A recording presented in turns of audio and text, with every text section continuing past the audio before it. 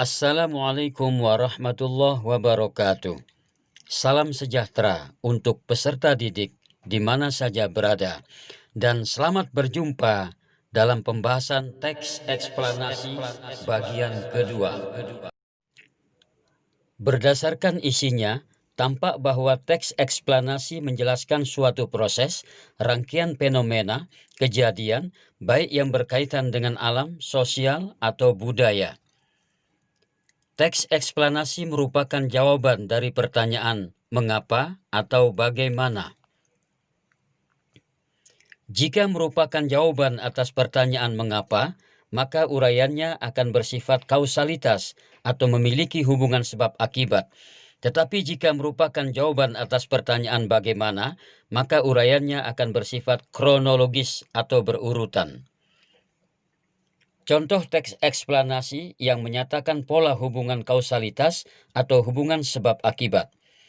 Pembentukan dan pengawetan suatu fosil mensyaratkan bahwa beberapa struktur terbenam dalam keadaan yang akan dapat memperlambat pembusukan. Fosil yang ditemukan biasanya tidak selalu utuh. Hal ini disebabkan oleh beberapa faktor seperti aktivitas organisme pengurai, aktivitas geologis, kulit bumi, dan lain-lain. Struktur teks eksplanasi.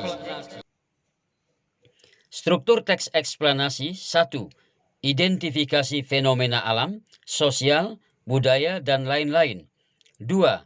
Penggambaran rangkaian kejadian dengan pola hubungan kausalitas atau sebab akibat atau pola hubungan kronologis, urutan kejadian. Contoh teks eksplanasi yang memiliki hubungan kronologis atau urutan waktu.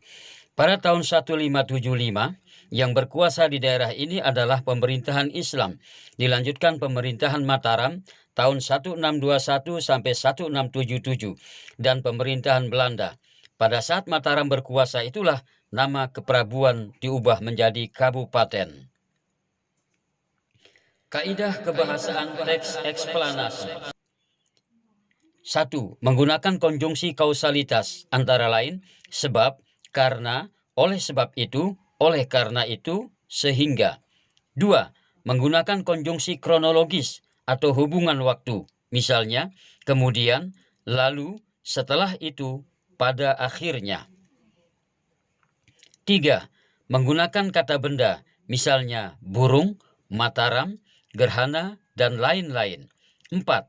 Menggunakan kata-kata istilah, contohnya sektor usaha, bidang ekonomi, dan lain-lain.